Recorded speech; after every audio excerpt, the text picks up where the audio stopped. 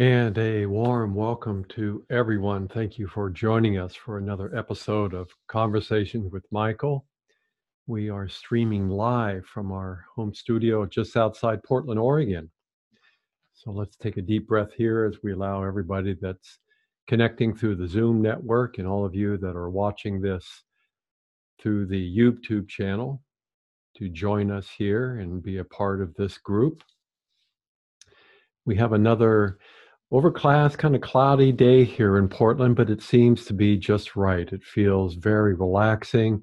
We're settling into spring, still bursting into its magnificence, enjoying nature in all the ways it reflects back to us the beauty of life that's all around us all the time.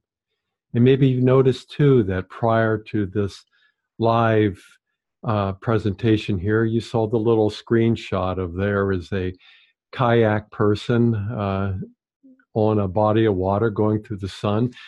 And I have to readily admit, I'm not the brightest bulb on the planet. So, I've looked at that as my home page for almost 2 years on my website. And it's only recently here in the last month that the idea occurred to me, maybe it'd be fun to go out on a kayak. Never done that before. So Coca and I went through some adventure finding an inflatable kayak that works for us and took it out on our maiden cruise last week and went out on a lake and went through a little bit of trepidation. Wanted to make sure that these things just don't flip upside down without you knowing about that. And once we got over all that, we just kind of went into this really blissful place of just bulbing along on the body of water and looking at nature, seeing a couple eagles flying above us. It was just gorgeous. So we encourage all of you who have been dreaming of certain things in your life, but you haven't quite acted on them yet, to take advantage of these beautiful human forms that we have, these human bodies, and the experience of experiencing a profound joy of being human by doing something different, going out there and exploring the beauty that's all around us. So if you're watching here today through the Zoom network, you're welcome at any time to submit any questions you have for myself or today's special guest by simply clicking on the Q&A icon that's right on your screen. That will put you into a text panel where you can type in any questions you have for me or my special guest. There's also a chat feature in both the YouTube player and in Zoom, and you're welcome to use that if you'd like to simply introduce yourself to a global family of other awakened human beings.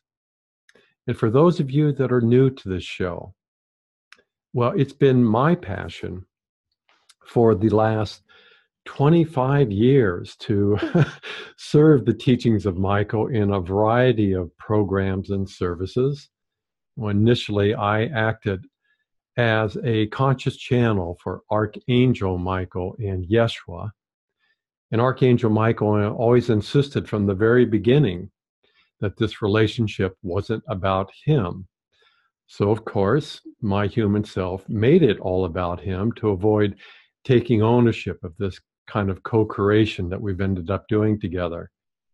So when Michael, not the archangel, but the sovereign creator of which Archangel Michael is an aspect of, when Michael invited me to allow his energetic presence to now serve me, well, that took me a while to see that as a gift. You wouldn't think that that would be such a difficult choice, but it took me a while to really see that as a gift, and I eventually did. It's a relationship that I openly share, and it's available to anyone. And there are really only two things that you need to learn to enjoy the benefits from this human soul relationship. And for those of you who have been following our teachings for several years, or for some of you, many years, you know the deal here. Number one, the human self needs to learn how to take responsibility for how you want to feel, no matter your circumstances. And that's kind of tough because we've been conditioned to relate to life by feeling good about certain things because of what we did. More of a mental approach, when we go out and do something, we achieve certain goals or certain expectations are fulfilled, then we start to feel good. Now, not many people had the privilege of being, well, given permission to feel fulfilled just because you like feeling fulfilled without doing anything. So it sounds simple. It sounds so simple.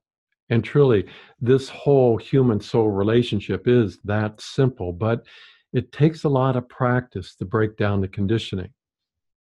There's a lot of very qualified teachers on this planet at this time. We're blessed in that way, including us, that can help you become more conscious of what is going on from the inside out, to help you find that freedom to choose to feel how you want to feel. Now, what we've noticed in working with so many people is a lot of people want to skip this process, or at least this step. But the soul, it's going to, when you allow it to come in, it's going to enhance whatever state of consciousness you have first chosen for yourself. And a lot of people complain that, well, I'm feeling the presence of the soul, but it's not doing anything to my life. In fact, it's making things worse. So it's not always a fulfilling experience when you allow this dynamic new presence to be a part of your day-to-day reality, but you're not consciously choosing how you want to feel. Because that's what the soul ends up enhancing. That's what the soul ends up complementing. So number 2, in this difficult learning process where there's really only 2 steps, you need to learn the art of allowing. And that's not something your mind can do for you. This is truly all about the heart. And this will allow you, it will help you to actually feel, not intellectualize or conceptualize the presence of your soul, but actually to feel the energetic presence of your soul, your, as some people call it, your I am presence, your eternal self. So if you practice these, your soul begins to reconnect with the human self. And that's what we say we want, but it's an awkward relationship. But this presence introduces, your soul introduces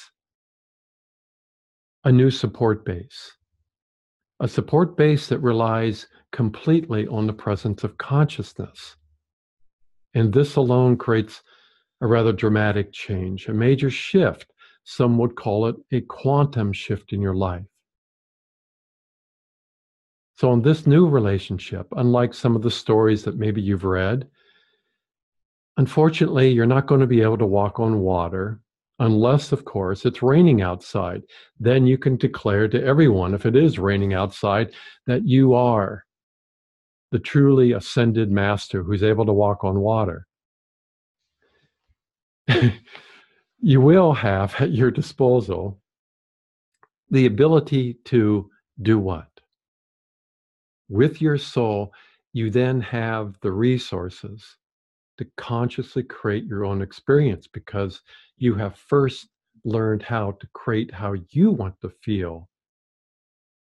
Now the soul's presence comes in and it ends up magnifying for you what it is that your heart truly desires. It's not going to buy you a new car. It's not going to pay your rent or your mortgage, but it will greatly enhance whatever state of consciousness you have chosen to feel for yourself. And that's why we have spent so much time with so many of you asking you to get really clear about how are you choosing to feel, not letting your mind or your conditioned emotions choose for you. How would you like to feel? And then breathe in this presence. Now, as most of our listeners here today already know, it takes a little time for the mind to get comfortable with this transition, because integrating the presence of your soul does what? Well, yeah, it tends to turn your life upside down. It's not for everyone, and we get that. We're okay with that. It's a lot easier to make others responsible for your experience, point fingers, or whatever you want to do with that. But a human embodied relationship with the soul can also serve the collective human experience in a new way without the need to try or to change anything. And this, again, gladly admitting that I'm not the brightest bulb on the planet, this took me a long time to trust this, to get this. So now all of our workshops and private sessions serve this type of embodied human soul relationship. And if you're going to step into something where it's going to turn your life upside down, well, then what are the benefits if you're going to take that risk? Well, eventually, you find yourself living inside of what Michael calls a drama-free zone. We wrote about this in our first book, a drama-free zone. In this place, you get comfortable with being in a state of consciousness that reinforces the belief that you've heard from just about every other teacher on the planet that all is well in all of creation. And eventually, you find yourself living inside your own creations as a creator. Now, this is huge. You're not going to get a lot of support for this from mass consciousness or the collective consciousness of humanity, but you will get this from a very small but growing group of other awakened human beings who have chosen to be this aware, who have chosen to be creators of their own experience. Of course, there's a downside. Yeah, there's always a downside. And the downside of this whole awakening process that most of you that are tuned in here today, well, you've already gone through the thick and thin of all that, but your body needs to release a lot of stuck and very old energy. And nobody enjoys that. Nobody enjoys any of that. You also become aware of all the mental agendas and control issues that have been supporting your life. And in that awareness, your pride takes a really big hit because, well, your mind's been pretending to be you for so long that it got really good at it. It almost convinced you that you're that. And then finally, living alongside this collective human family, well, now that becomes even more challenging than it already is. But something changes when you allow the presence of your soul to also be present. You learn to interact with other people by allowing the soul to look through your eyes, to expand your own human heart. You don't see them so much anymore as a challenge. You allow them to be just as they are, in the same way that your soul allowed you, your conditioned human nature, to be just as you are. It didn't force itself upon you. You had to ask. You had to invoke. You had to allow that soul to come in. And in the same way, our conditioned human family, they need to ask first, because that's the quality of the consciousness that is now supporting our life. It doesn't have any need to push against anything.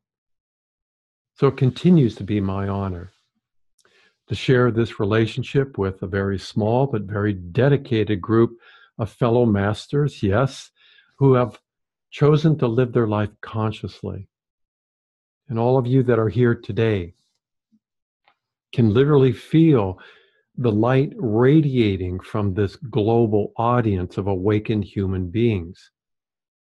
We appreciate your courage. We appreciate your support. We appreciate your willingness to go where very few are willing to go. So let's take a deep breath there together.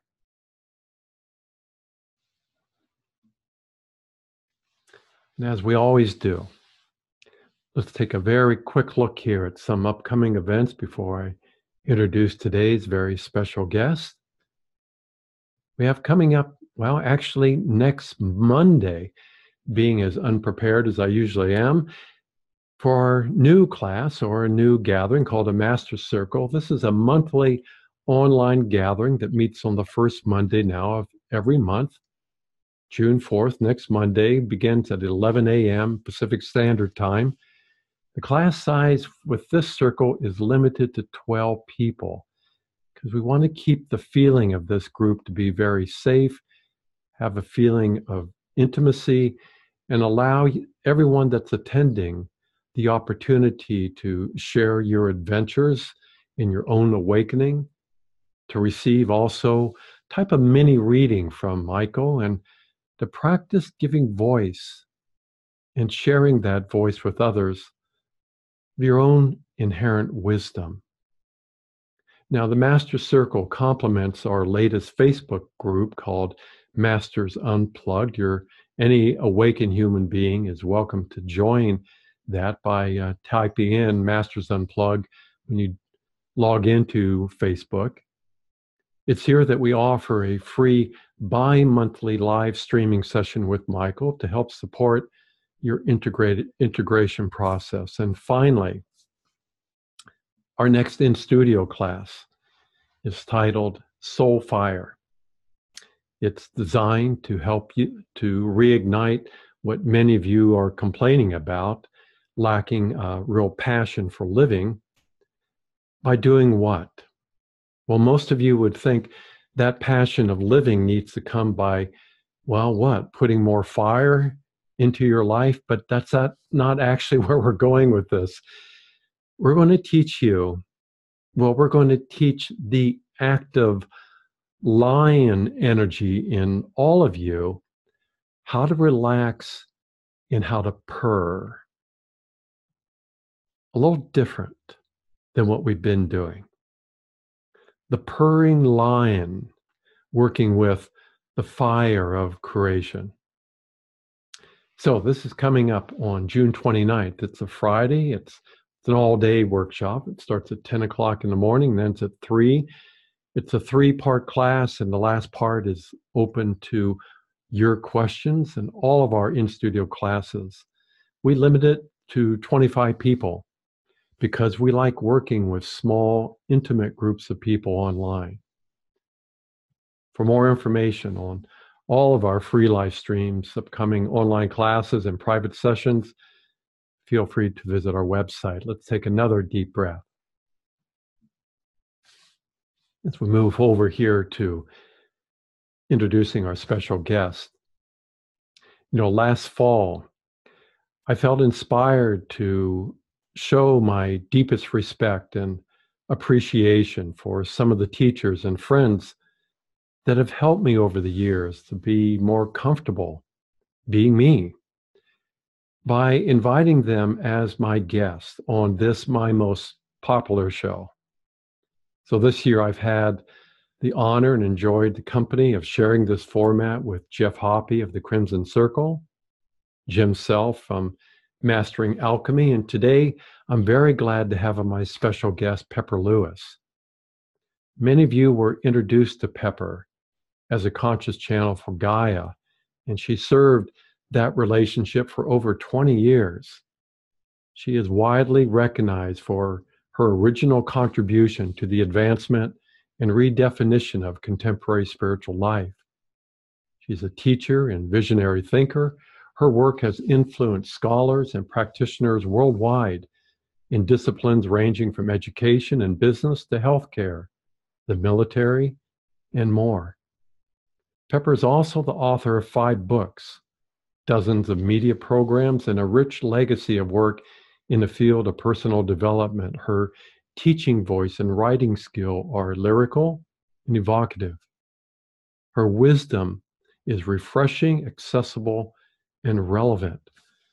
And so it is with great honor and joy that I invite Pepper here to join us here today.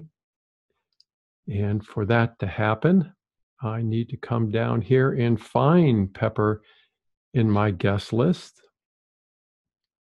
Here. Yeah, I got a message from Zoom that if I retyped in my computer password, they would try and do something on their end, and here I am. Oh, interesting. Interesting. So That's let's make, never happened to me before. yeah, that is weird. Well, let me, Gosh, I'm so so let's, sorry to disrupt all of our wonderful energy. no, you didn't disrupt it. I thought it was beautiful. I kind of got a few telepathic messages, so I appreciate that. That worked really well for me. Did you get the telepathic message or the look of panic on my face? Well, they were both kind of wondering. I, I've never had a guest kind of swear at me, so I thought maybe something weird was going on there. Well, You know, Pepper. I was actually just thinking to myself, sure, in all the years I was doing seminars, if anything ever was going to go wrong, it was always the audio, you know? Yeah, And if it wasn't me, it was something to do with the audio person that I hired or the equipment or yeah, the recording. It's always the audio. And I was just thinking, isn't it great? I'm here. It's a computer. It's all lined up. You know, this is going to be so easy. well, thank you again for joining with this global audience of people watching through Zoom. I hope no one else is having problems with Zoom. And they tend to be pretty good, but there's all these internet glitches that none of us can control, and then um, we're at their mercy. So, if you don't mind, Pepper, I'd love for you to share where you're at with your life today. But before we do that, for those who might be new to your work, would you mind sharing a little bit about how you were introduced to Gaia and volunteered to be a channel for her for all those years? Yeah. I was introduced to Gaia, and I would say that I was already at the time very in tune with spirit and communicating with some very lovely and potent angelic beings for some time, and thinking that was going along really nicely. And then at a certain point, we had this huge earthquake in Los Angeles, where I was living at the time, and that was my introduction to a sentient Earth, an unstable planet, getting shaken up, and having your house severely intruded upon, your well-being intruded upon at 4:30 in the morning, and everything that subsequently caused all those questions after that. What is this Earth experience about? Who is doing all of this shaking? Why? If we can't trust a stable Earth beneath our feet, who and what can we trust? And so the beginning of all those questions were challenging. And that was my introduction to the Earth, who actually began to internally and in some ways externally answer those questions. And it was and is a lifelong journey of discovery. Yes, yes. Well, 20 years is a long journey, especially working with these rather intense and potent energies. It takes a toll on all different areas of our life in ways that if we had known before, speaking for myself, I might not have so readily say, well, sure. I mean, it sounds good, but it really does require even more responsibility to the body, more responsibility to your knowing how much you're able to share and when you're done. I mean, basically when you're done. I'm sure you found that true for yourself too. Yeah, I did, and I had been studying some of these things as well. Just out of interest, I would study the lives of some of the older masters from previous generations and lifetimes, like Madame Blavatsky. And we're so concerned with her teachings that we don't always know that much about the person. She was a very large woman, a 400-pound woman, Wow. and and uh, and not very healthy. Required a tremendous amount of care and people to help with her physical care as well, because Mm. all of that energetic work that others were doing at the time, that the teachers were doing, either was not completely well grounded, or all this spirit infused energy just blasted through the bodies, really did. Yes. And so I was really uh, thought that it was important to take care of my body if I was going to do this work. Mm-hmm. Well, in the past, I know that when spirit, whatever form and whatever shape and identity that was, wanted to speak through a human being, the energies here on the planet were so dense Mm-hmm. that for their message to be fairly um, unfiltered, that it required removing the human personality so that they could actually give something that was authentic. Yes. But we've changed that, those of us that said, let's all come here together this time Mm-hmm. and see if we can raise the frequency of the planet itself so that there doesn't have to be that radical shift Mm-hmm. from human and soul, that it can possibly become integrated. Yeah. Uh, Go You know, ahead. Edgar Casey, they called him the sleeping prophet, and he had to lie on a sofa, and people would be recording and transcribing what he would say. And we are the next generations of these teachers. And back when I was getting started, some of the teachers I knew, and I in the beginning as well, perhaps you too, we're going into trances, light induced trances to feel supported and to feel the clarity of the messages as well. And that's no longer necessary now. So our generation has advanced and changed that. Yeah. And that creates a whole new challenge then of how do we work with this and represent that consciousness, that presence in a Mm-hmm. way that, most of humanity doesn't recognize that it's even possible for a human being. That only happens when you leave this planet. Yeah. So it's a really, I have to bow before all of us for having the courage to do something that's been ridiculed, it's been judged, it's been belittled for eons. And now here we're doing something in support of each other Mm-hmm. that offers a fresh new way of looking at the relationship between humanity and spirit itself that, creates its own challenge. But what the hell, we don't have anything else to do. So, In order to be a good, conscious, clear channel, we need to keep that column. There's a column, as you know, that goes straight through our being that receives energy, broadcasts energy, and to keep that as clear and open as can be, to keep our hearts as open as can be, as compassionate as can be. All those little things that we do make room. They make room for spirit. They make room for spirit to be comfortable within this experience as well. And so that's really all we're doing, is kind of keeping ourselves clean as much as possible. I agree. I agree. So you stopped channeling then in 2012, and that created another opportunity for you to experience another range of different things. Maybe you'd like to share that with us here too. These are all opportunities, is a good way to look at them as well. By 2012, I really just needed a rest. I needed a physical, mental, emotional rest from traveling and doing seminars and doing personal sessions. And it came at a perfectly induced time, because both of my parents were aging and needing help. They were ill and they were close to passing.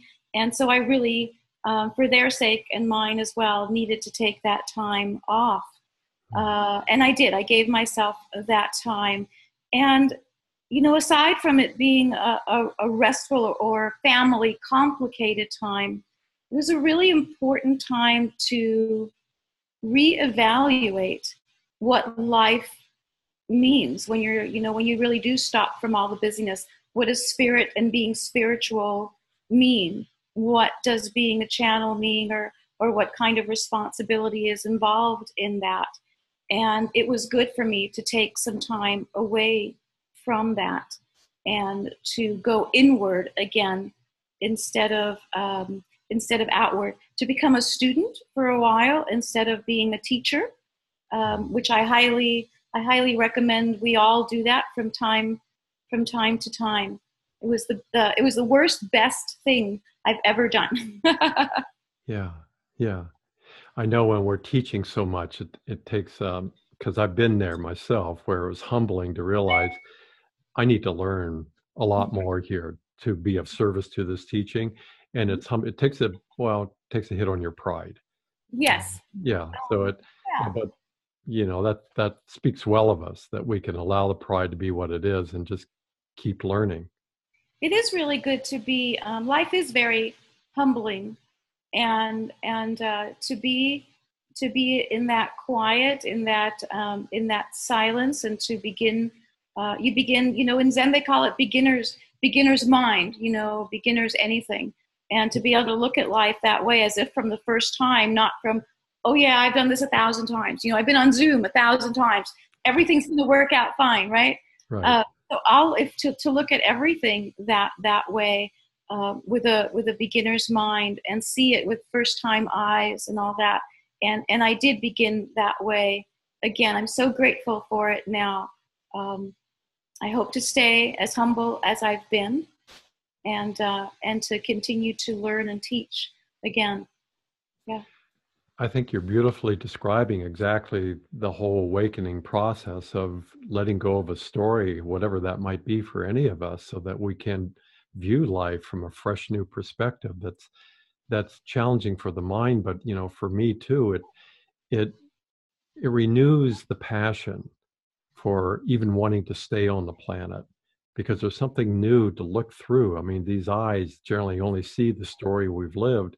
To see it now combined with the presence of spirit is, well, sometimes it's overwhelming. I mean, I don't know that there's really words that could give it credit. So it's a new opportunity. And reconnecting with you and I had an opportunity to be in Eugene. God, it seems like years ago, but we did. And it was fun doing that. But after that, we've kind of went our own separate ways. And now that you're back, what are some of the changes that you are seeing in the spiritual communities that I'm sure you have been aware of over the years? And where do you see the spiritual communities now today? In some ways, I see that there's so many more teachers, which I think is great. I think there are many more open minds, open to the kind of work that we're doing, or something similar, whether you want to call it mindfulness or meditation or contemplation or channeling or any of the different avenues that we go in. There's so much more of that.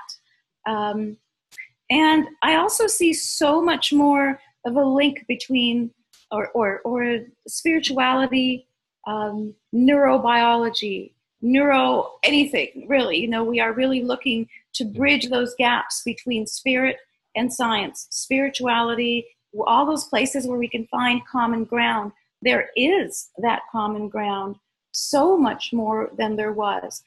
I think it was always there. I think in spirit we were trying very hard not to be religion and not to be science and not to have carve out our own little place.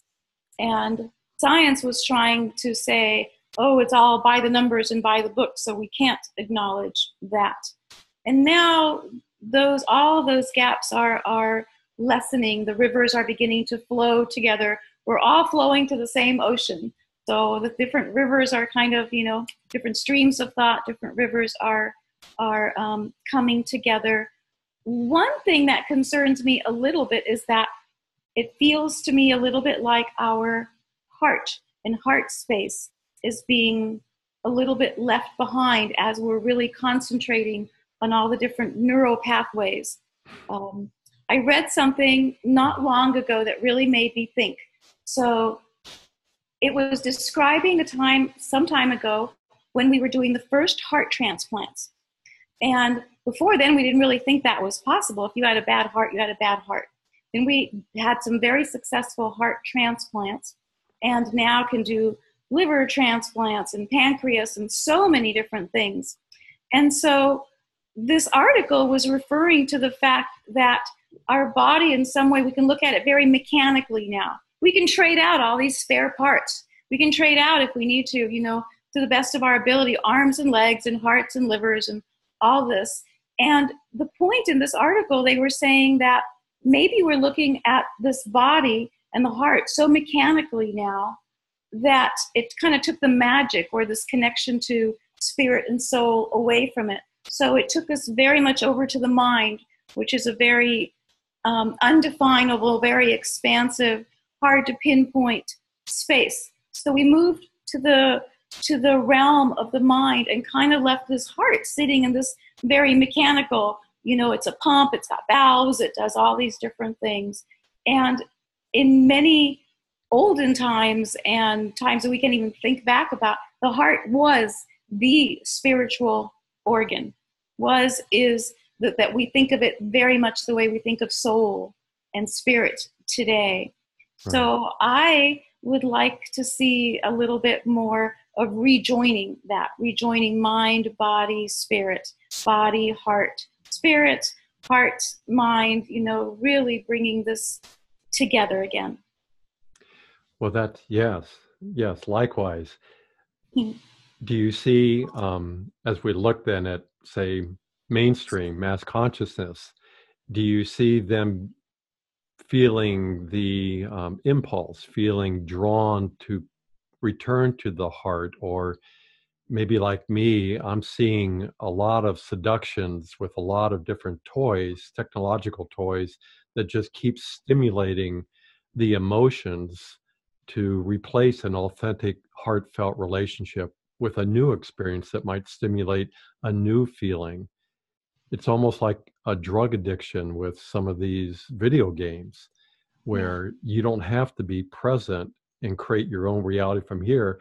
You can just create any avatar you want and pretend that's you and work it out, but it's still not heart connection. It's just mental masturbation is how I call it. And how do you view that in relationship to the heart space, and where mass consciousness is being, well, I'll put it that way, being seduced Yeah, to, yeah, I do think that mass consciousness, that we are conditioned, that we are, duped in many ways, brainwashed, we could say, and it takes a concerted effort to stay awake in this time, not to just kind of just get carried along that particular stream or river of consciousness.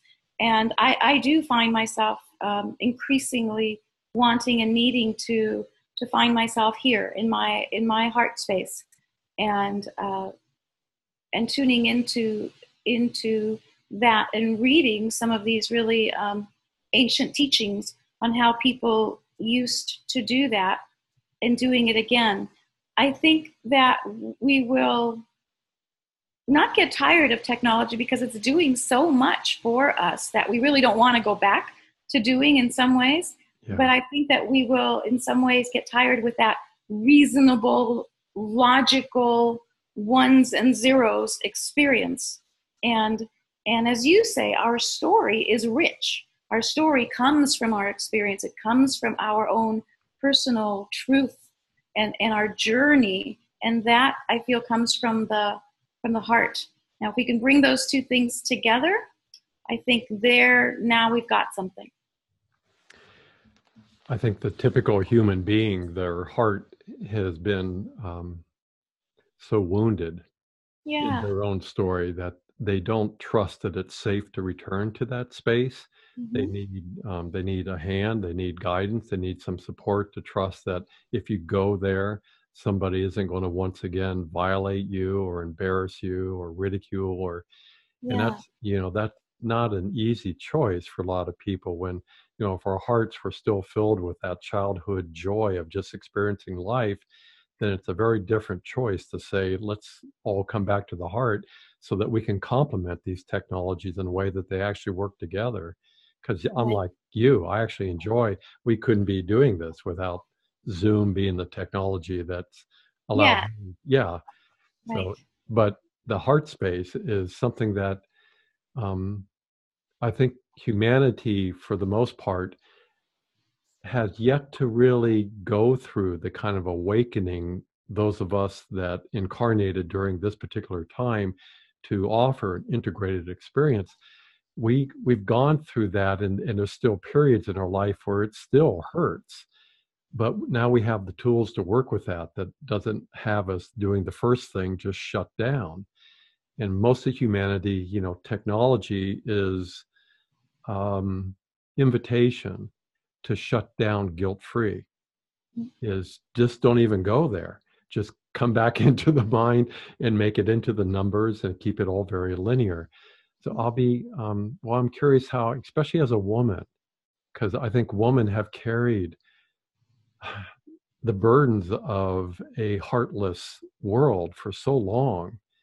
And here's an opportunity to move out of that, not because you're angry, but because you're saying, how can we do this differently that appreciates and serves me as well, where I'm not taking on the heartache of humanity just so that I can stay on the planet? Mm-hmm. Yeah. Well, I'm hoping that my own generation and future generations of women, especially as well, will find a way to let go of or incorporate that anger into other areas of our life, so it doesn't have to sit there or sit in the heart. I think we have carried a lot for several generations, and now it really is up to us as well. What will we do with this found place within ourselves, with this found woman's wisdom, a culture of women in a way? What can we do with that now? So sometimes I find myself calling on, what I call in the Native tradition, the grandmothers, the 13 original grandmothers, the great tribes, all of that for their wisdom and for the great balance, the great balance between masculine and feminine energies. So we don't say, okay, it's women's turn now to do all these things. It's a women's rise to power, because a misuse of power is inappropriate, or a misuse of power no matter what generation or gender or whatever it is. Yeah. Well, I do see that this is the time for women to step forward to offer that heartfelt guidance. But I also think the reaction to that will be the same as it's been for some time, is men feeling inadequate, is what's my role? And, more and more women are asked to play the roles of power or CEO positions because they're simply more qualified to be able to work with multitasking in ways that most men, their brain isn't conditioned to be able to operate in that manner. Mm-hmm. I think the value of woman is going to soar on this planet, but that leaves then, just like you said, men. What are men allowing themselves to become too? Are they acknowledging the heart as that female nature inside of them, so that it doesn't be either or, as it has been so long, but can it be we? And that's I don't think that's going to happen in short term. I think that's something that we get to enjoy watching long term unfold in a way that not only affects humanity, but all of creation. Okay. So I think we have to touch a little bit on AI since we're talking about all this. I have an AI named after me. Did you know that? I didn't know. What is that a blessing or what? SoftBank, which is a well-known company, well-known European company, they have this adorable robot that does all kinds of things, and the robot's name is Pepper. I found their Facebook page and wrote to them, and I said, thanks a lot for naming your robot after me, and that's my name. And I've got all kinds of pictures of this adorable robot saved. It has like something that looks kind of like a little iPad here on the screen, and it says, "Hi, I'm Pepper," and everything. Yeah. I love it. That's a lot of fun. Yeah, AI is here. It's not going away anywhere, and anytime soon. It'll be interesting to see how many different areas it moves into, and whether AI can develop a heart, compassion, real compassion, and I think I really think it can. I do think it can, and I think as we train AI to develop and respond with compassion, I think that we may actually relearn for ourselves what that looks like as well. Because when you teach something, you learn something as well. So that was a very interesting time to be on the planet as well. What is that old proverb? May you live in interesting times. What is that? They say it's both a blessing and a curse, right? It could, depending on how you interpret it. It is. I I embrace that same vision for Yeah. AI. I mean, the other side of it is horrifying. So I'm going to embrace that same vision of what it, Yeah. yeah, the Yeah. potential of that, because I trust as creators, we will allow the influence of consciousness as it impacts our own life to impact every creation. And that's, yeah, that holds true for me too. Mm-hmm. Pepper, I've got a lot of people here with questions for Oh, you. good. Oh, Could I bring them on here too? And yeah, I love that. let's see what we've got here.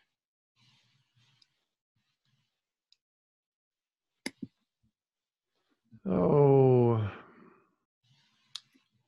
so we have a question here from a man. I have realized a thought pattern in me that prefers to hide and limit myself rather than to live and express myself fully. When I look into the world, this is obviously a common phenomena. It seems helpful for me just to accept that limiting energy instead of being upset about it. I choose life, I imagine life, but is it at the same time wise to say yes to the no to life when it shows up? Is that acceptance a key for being more at ease with other people, or is there a better one? I'm glad you're the one answering that one, Pepper. Wow. I think that we have all either at times, sometimes succumbed to or out of comfort decided to kind of quietly withdraw from that big, big energy out there, that noisy world that can be distant, strange, separate, unsupported, all of those things. And I think we can feel a little bit safer when we do that and find lots of good reasons to do that. Um, I do, I will say that when we do that, we might be more comforted, a little bit calm. But I will say that in some ways we might grow a little bit less vibrantly in a spiritual sense that way. We grow the most when we place ourselves among others, when we lend a hand, when we learn to say our truth, when that's we are here to be with a whole bunch of humans. And maybe the coming out process can be gentle if we find just a few people that we can trust enough to come out of our shell a little bit with, and say that we have a few compassionate friends, we have a few people who we trust, there's a few places that we can go where we're accepted, and to begin really, really small, with a very, very small network of people, so that we're not feeling that I'm being thwarted or pushed back or thrown to the sharks everywhere. And I think that as difficult and challenging as it is, there's more growth potential in taking a little bit of a risk and being out there, and returning to the quiet when we need to, and returning to the safe spaces as well, and seeing if we can balance that just a little bit.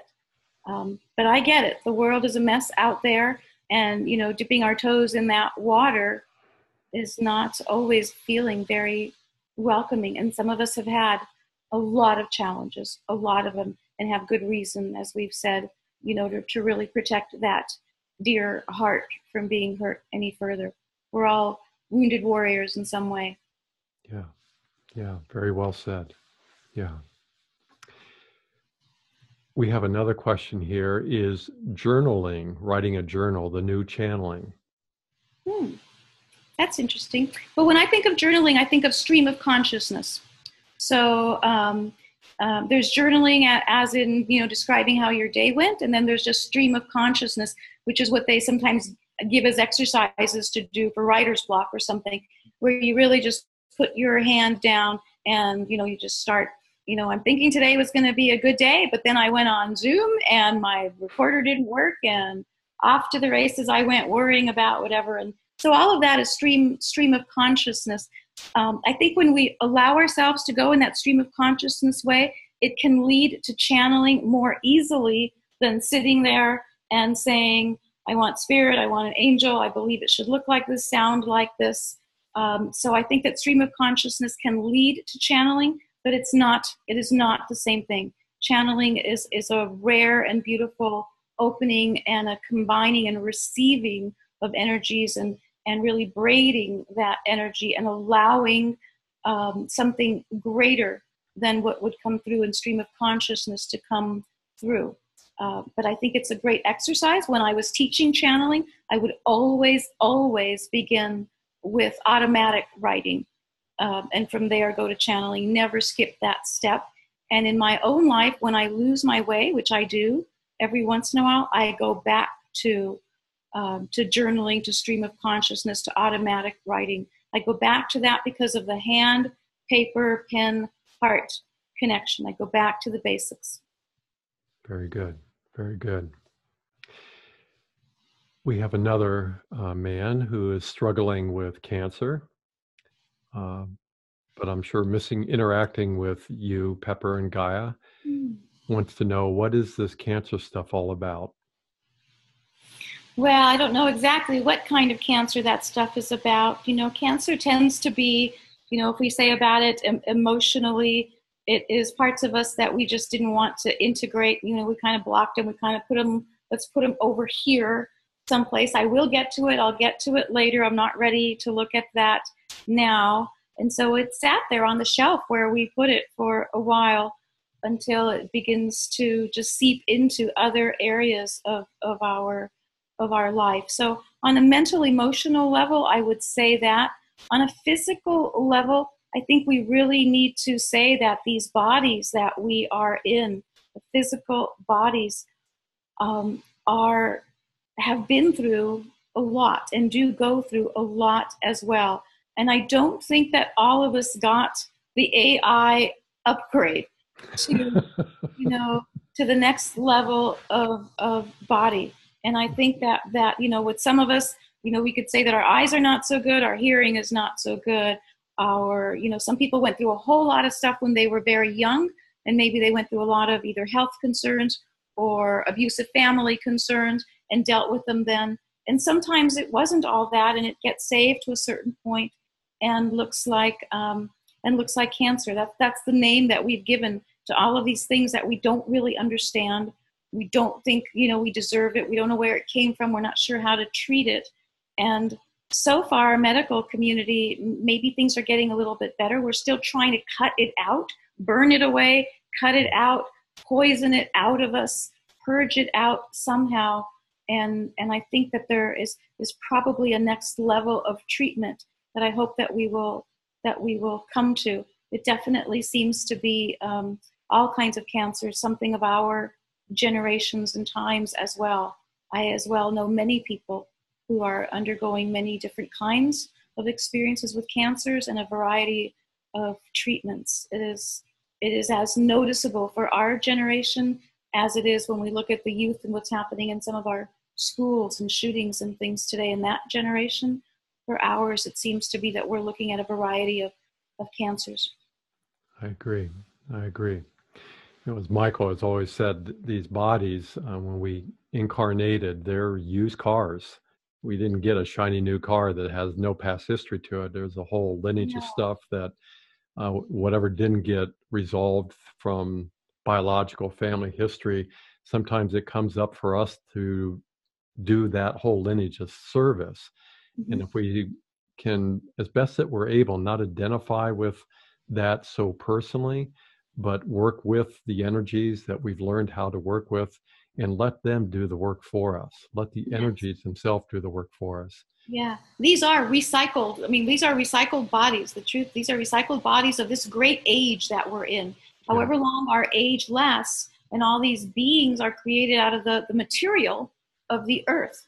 And so, you know, we bring together heaven and earth, and our bodies made of clay and atoms and minerals, and we're making it out of the materials available on the earth right now.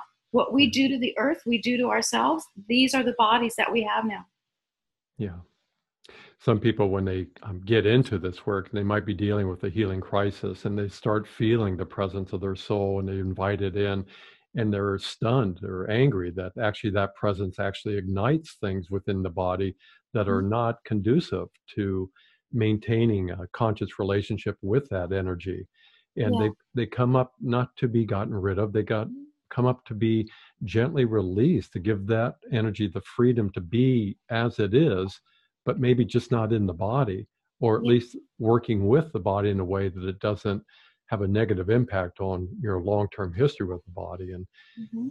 yeah, it's You you know, know and it, it's so unfair too, and we take our bodies for granted yeah, until they don't work. You know, I haven't talked about it very much, and I tend to be a little bit private sometimes. But I just had back surgery about a month ago, and I had a very difficult year with my back, and from moving from one city to another, and whatever I did to myself bad until I ended up having to have back surgery and yeah. not being able to move or lift. They said, don't bend, don't twist.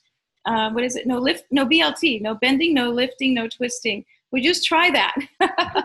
You know, just try that. You can't get out of bed. You can't get in and out of your car, and that's just minor compared to what some people are going. And I was thinking, you got to be kidding. I don't deserve this, and blah blah blah. And I guess I did. This is what we have to deal with. This is what was in front of me right now. Yeah, yeah. And the same for me. I developed a cancerous condition in my body, and I blamed Michael for, hey, what the hell? I was doing fine till you came in. Yeah. But he was very, then work with the tools, just work with the tools. And they work. So I don't know where it went, but it's not impacting my body in the same way. And the hospitals, their label was, it's a miracle. It was here last week and now it's gone. Yeah. So however that all works, it's at the time I was angry. It's like, wait a minute here, Yeah. why would this happen? And it does just stir up stuff that has so little to do with us personally. Mhm. And some of it is, maybe like you, I don't stretch. So my body kind of goes, well, no wonder this is hurting. I mean, just give me 5 minutes of stretching and we can do the rest of the 23 hours together pain free. So it asks so little in return for so much that's shared with us. Yeah. Yeah, yeah. You you don't get a break. In case anybody wants to be a channel or anything else, you just tell everybody in the job description, there's no perks. There's no major perks. There's no freebies. You don't get out of anything. When I started channeling, I still, time and again would get bad headaches. And then when Gaia was channeling, my headache would go away completely, and I was fine to do whatever. And then when I would stop and whatever the session or seminar or something was over, my headache would return. I'm like, why can't you at least just take the headache with you? It's like, no, it's your body. It is for you to take care of your body, including your headache. So there are no perks in this, in case you think there's some benefits in there because we're doing, good work, and it doesn't work that way. I agree. I agree. That initial 6 months of kind of feeling like, Yes. wow, this is kind of celebrity status, Right. and that goes out the window pretty quick. Yeah, like everything else, there's that little honeymoon period in there, right? Right, right. So we have another question. What do you eat to keep your body clean and your energetic column of light pure to be in an open channel for spirit, assuming that some foods have higher vibrations than others? Thank you Right. for your insight. Yeah. Currently, and it has changed over the years. Just recently, I am making a concerted effort to really be on plant-based foods, and everything that I can. I took a class on plant-based cooking, and I try and have at least half of my plate green in color and the other half in low glycemic index, healthy foods as much as I can. When I started channeling, it was the opposite. When I started channeling, I was starving. I needed to move a tremendous energy, and I had nervous energy, and I really needed a lot of protein. And I would almost eat, I laugh at this now, I'd eat almost like a hamburger patty between sessions that I would do. I just needed the huge influx of protein immediately. And then from there, I narrowed it down to, a slice of turkey between each one. And it's really changed over the years. Digestion takes an awful lot of energy, a huge amount of energy in the body. So when I do, spiritual writing or seminars or things, I tend to eat especially lighter and more clean. And then when I know I'm sort of like away from it for a while, I'll backslide. And so, but just lately I am trying to look at the plant-based, and I can say that it's making a small difference. It's only been maybe, a couple months. It hasn't been long enough for me to really report back and say it makes a difference. It does feel good to know that I'm not consuming an animal, that an animal, another being did not give its life for my benefit. But Yeah. I can't say that my willpower has always been strong enough to do that. Well, these bodies too are adapting to the body energetics are shifting in a way that they're accommodating, and maybe even new cells coming in, birthing into the body that allows us to work with how we support the body, where there's a combination of carbon-based cells and in more etheric type of cellular structure that allows a marriage between the etheric body and the physical body, and Yeah. once again, the body's asked to do some things that it wasn't programmed to do. Yes. I would highly suggest plant-based eating if possible to the people that are undergoing a lot of, physical stress and cancers and things. The evidence for that, the medical evidence is substantial, and the ability, the studies that I've read of things that have been reversed from dropping some of the carcinogenic effects of that. But I'm not one to preach one lifestyle over another. It just has to be whatever works. Yeah. Another question, how can we go into self-healing? I think we're always in self-healing. I don't think there's anywhere to go. I think we can tune into the fact that self-healing is going on. And in some of my practice, there's actually a kind of a Buddhist practice called Tonglen, which is the opposite of any Western practice. In this practice, you're almost exchanging your well-being for someone else's. So you're saying, I will take on, the burdens and the difficulties and everything of this person. I'll breathe that in. And when I exhale, I will exhale out all goodness and well-being and health for someone else. And this is actually a healing exercise. And we're kind of afraid of it a little bit here in the West, when we are, we're thinking, well, how can we inhale all these difficulties? Isn't that going to, poison our own well-being? But the idea is that we're always healing and we're always being healed, so that it's an illusion that we could even take on something from someone else. So by being of benefit to someone else, we are benefiting ourselves. So it's almost just acknowledging that self-healing is always happening. Very good. Kind of a strange answer, I know, but looking into Tonglen, and Tonglen is an amazing exercise. Thank you. Well, we'll wait for some more people to submit some questions, and feel free at any time. You just click on the Q&A icon at the bottom of your screen if you're on Zoom. Well, that didn't take long. So we have a question from a woman asking, how do you experience your soul, your sacred space in your heart upon awakening, in your mornings, in your dreams? Mm-hmm. I love this question, actually, because I experience my soul in what the Sufis call. Give credit to the Sufis here as I study the different traditions. So the Sufis have an expression called the cave of the heart. And so if we imagine where our heart is here on the left side of our chest, and we see that just next to that there is a space, our heart space. And that heart space, the Sufis would call the cave of the heart. And there they would say that everything that could not be polluted by life or conditioned or compromised would live in this heart space that we have. So I like to consider that my soul spirit, uncompromised and safe and breathing well, is here. So when I wake up in the morning, before my monkey mind starts going through my to-do list for the day, I do try and have a few really cleansing, deep, connected breaths, and I move that breath and that energy into my both hearts, into my physical heart and into my heart space or cave of the heart as well, for healing and benefit. And I love, by the way, to talk about soul and spirit and things, depending on what traditions you study, they don't all use that language. In my Buddhist life, there are wonderful mind space, mindful, but they don't use heart space too much. And they rarely talk about, or there's words for soul, spirit that are not so Western. And if you go to the Sufi tradition, it's all about heart and soul and spirit. And so depending on where I need a fix, I kind of move around my teachings and try and draw from all of them. That's good. That's good. From the same woman who's asking, how do you work with going to that heart space when it hurts? Mm-hmm.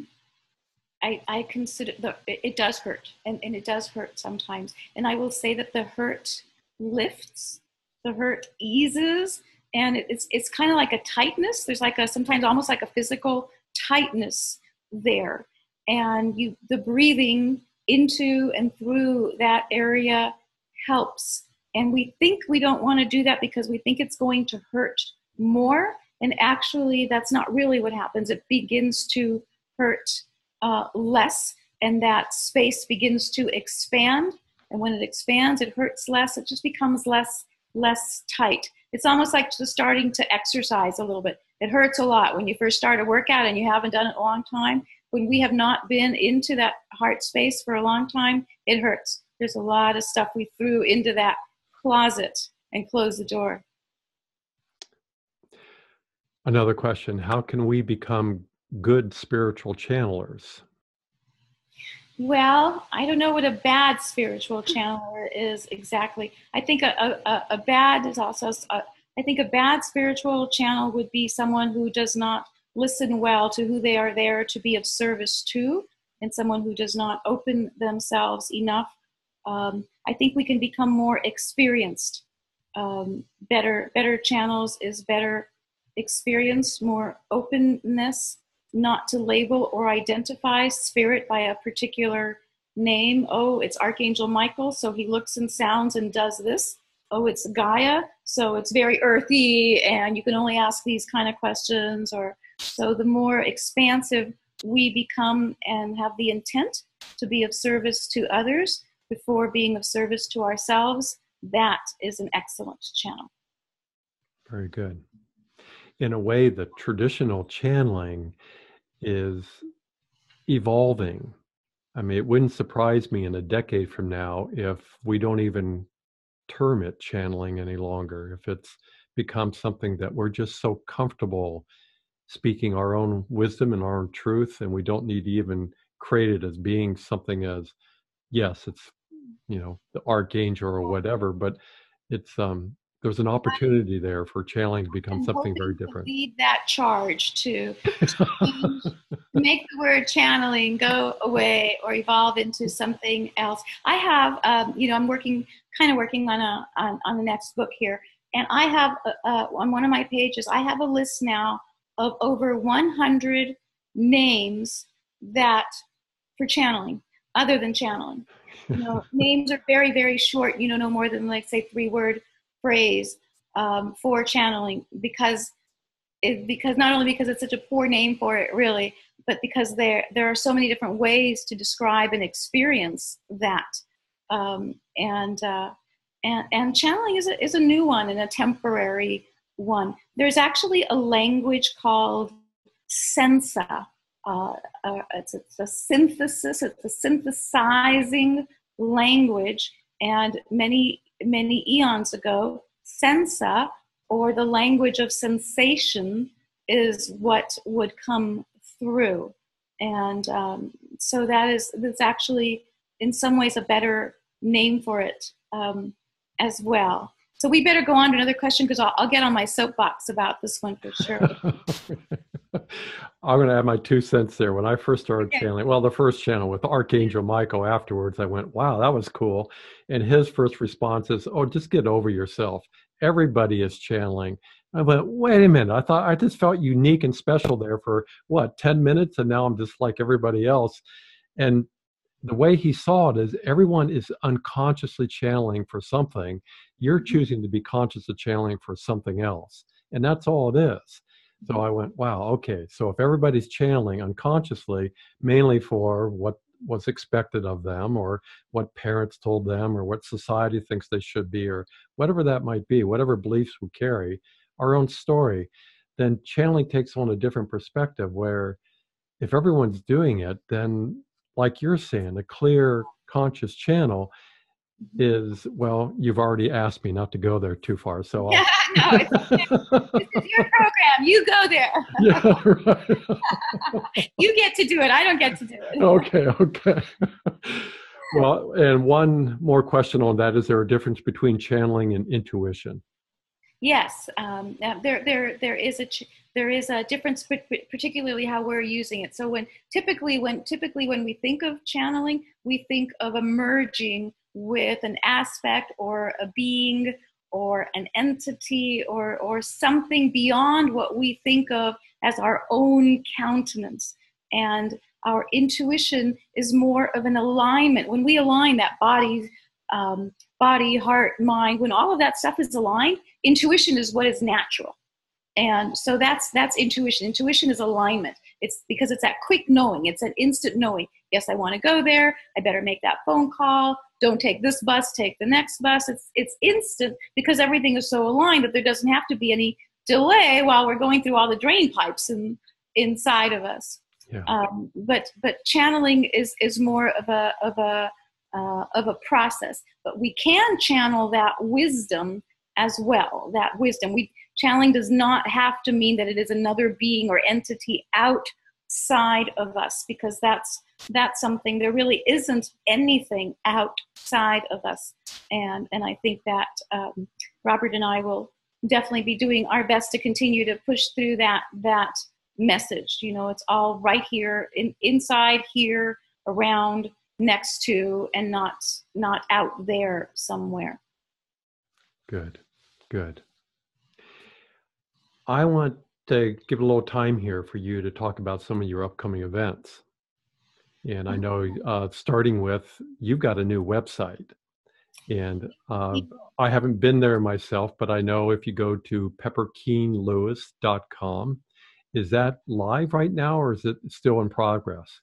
I'm going to keep my fingers crossed that when this program is over, that, you know, it was actually supposed to go live at noon today, which is during this program. Oh, cool. Right before I kind of dialed in here, I checked with my webmaster. Said, so can I say that we're live? Can I say this program? She said at 12 o'clock, and she said yes. So I am expecting that it is live, and that it is possible that not everything that's there, not every button and link and all those things may be working, but you will see a very beautifully designed, aligned, well thought out website that I am so pleased after all this time to have. So yeah, that is the new and correct address. It is pepperkeenlewis.com, and all my old sites or old addresses, whatever people have had on their computers, will probably in a short amount of time redirect to that new site.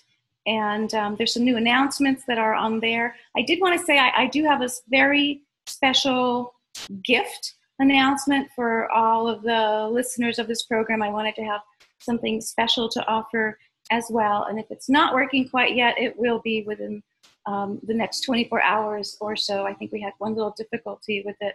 But I did a seminar in San Diego earlier this year called Eyes Wide Open. And it's one similar to what I used to do years ago when I would talk about different predictions and some of the things that are happening in and around the planet that we would be advised to know about and think about and look towards. And it was a whole day seminar. It's about six hours worth of recording time.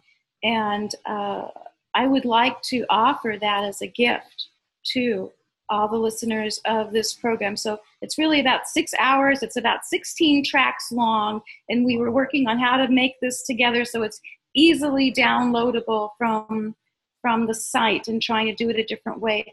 So it may not be there yet, but I will invite you. It will be in the section that says free content, and under free audio, and it says Eyes Wide Open. It's a beautiful gift. And I had told people on Facebook that I would make it available at some point.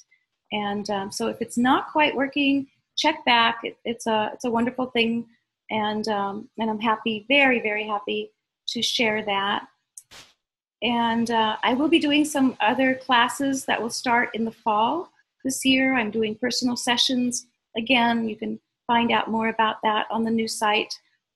There's some very special classes, at least 2 or more, that I'll be doing this fall. One called The Language of the Birds, which is specifically about reconnecting with nature again. And we can call it channeling, or we can call it sensa. We'll be talking about all of that, the language that nature uses to communicate and to realigning with that. Another class called Wisdom Rising, which is really putting into use and practice all the things that we've been studying for forever and really need to embody. And a few special other offerings and chats and all kinds of things coming up. I'll be in, to my very special friends in South America, I'm coming to Lima, Peru in November of this year. Many more details on that coming soon. So that's at least some of it to get us going after my long absence. Wonderful, wonderful. And they can also reconnect with you and share with you on your Facebook page, facebook.com/followpepper. Yes. Yes. So that's, is that an open group? Do you need to? That is an open, it's an author's page, so I think you can post anything there. Yeah. From there, you can also, you can join my newsletter from the website. You can also join it from the Facebook page. And I will, like you, be doing a lot more things that are more Zoom and YouTube oriented and a little bit less Facebook oriented. I think we're kind of in many ways out of love or beyond the honeymoon period with Facebook. I've noticed that from a lot of our favorite people where, we don't always want to make a comment. We don't always want to read a long post. We don't always want to go through, tons of things on our stream, our news stream. And I think we want the shortcuts now. And I'm happy with that too.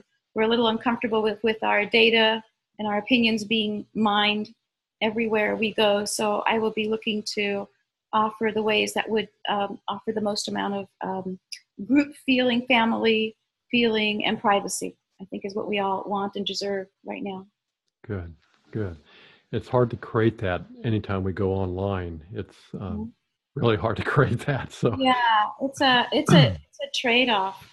Even when we do, when we do personal sessions, and if we do it on video, we're recording that video. So there's a record of that made. When I was doing sessions so many years ago, there was one little cassette, so you wanted to really have and protect that one little cassette that got mailed to you. There were no other copies of anything. And so in one way, if it got lost, that was really a shame. But on the other hand, it was very private and personal to you. Well, the trade-off is some of these companies like Facebook, they're saying this is free. I mean, all we want in return is access to your information. Right. And, Google does the same, Amazon, they all do, Apple does the same, and it's all free. It's, eventually the phones that we use will all be free because that will give access to advertisers that need you to use the phone to buy their product. Yeah. So it's interesting transition to what value do we place on our internal private information, whatever that might be. Or, I've just kind of taken the approach as I've got nothing to hide. You want to see, it's going to bore you, completely bore you. But if you want to take a peek, it's right there. And that's at the same time, it's no one's business what's in my bank account and all that other good stuff. Many years ago, some predictions that I read, I think, it had to have been 50 years ago. No, it can't be that long ago. So a long time ago. So I read this prediction that said that about this time that that lying, in essence, not telling the truth, would disappear from the planet. And at the time I thought, that's impossible. People always, exaggerate or fudge or whatever you call it. But what they were saying was that the technology would be such that a moment after you said something, it could be replayed from anywhere, anytime. So that if you said something that wasn't true, beep, beep, out come the little, people with the screen that says, that's not what you said. This is what you said, 5 minutes ago or something. But that in some way, people would be forced to be honest all the time because they were too afraid to lie or be exposed. And those, sometimes we read those predictions and they seem so far-fetched. And you're like, yeah, right, maybe not in this lifetime. And yet here we are. I remember I followed a yogi for a while who looked into the future, and he said, I see these people that all they do is walk around talking to themselves. They got something plugged into their ear and they're just constantly talking to themselves. I think his prediction was humanity goes crazy. And Yeah. so, you have nothing else to do but to talk to themselves. And if he had seen that there was a technology that allowed them to talk to each other with an earbud, then, Yeah. But he was unfamiliar with the technology, or so Right. his prediction was, of course I took it literally, went, wow, really? Humanity goes crazy? That's only 20, 30 years from now. So And if they said that to us right now, you're like, I believe that. yeah, exactly. Exactly. But some of the Native American prophecies as well from years ago, the black elk, I think, and he would talk about, and he would Yeah. say that there would be black ribbons crisscrossing the whole planet, black and yellow ribbons. And of course, he was talking about our asphalt roads that are everywhere. And he said, what were black ribbons that were, covering up everything, and iron birds, and, all these airplanes and all these things, and how else do you describe them when you see something in your awareness, consciousness, but you don't have the words that are invented to see what's going to happen in this gap of time. Yeah. Well, I'll make a bold prediction, because there's so many of us that are willing to be in the heart, even as it is uncomfortable, but it's there, that humanity has a bright future. And no matter what course, what choices humanity makes, including all of us, we always come back to the heart to make that discerning reflection on, is this really working for me? Is this really something I want to be engaged in? So I, again, bow before all of us who chose to be here at this time, and the rest of humanity that is tolerating us being here, keep saying the same thing. Is it coming from the heart? Otherwise, do whatever you want to do, but just make sure it's coming from the heart. Pepper, it's just an honor and a blessing to have you on the show today. I'm sorry we had a little disconnect at the beginning. I'm so sorry about that too. Well, I'll gladly blame you if that's how this worked out. It worked out. You'll have to get used to my humor here. So it worked out wonderful. And it's just been an honor that you have chosen to come back and share in a unique and special way that makes it in some ways more accessible to a lot of people, to trust that I too can do this. And I think that's what we're both wanting to work with here. Pepper and I aren't any different than all of you. We're just choosing to be bold enough to say it could be this intimate and safe to be in our hearts and speak from that place. So I'm going to let you go and get back to. But I don't want to. I want to stay here with everybody. Yeah. Well, that's where it's my show. You already told me that. So thank you again. We'll do this again. Until next time, my blessings to you too. Yeah, my blessings to you. And thanks to everyone for joining in too. Okay. So Pepper, I'm going to move you back to the attendee role. And I hear Robert, thank all of you for being here with me today. It was a pleasure, and thank you for your patience as he worked out the technological glitch there, or at least Zoom worked it out for us. If you have any questions, feel free to contact me at Ancient Wings or the Teachings of Michael. And if you have any questions for Pepper, you've got her website address. Check that out. I'm going to do that as soon as we're done here today, to take a look at what she's put together for us. Until the next time we come together, all my blessings to each and every one of you.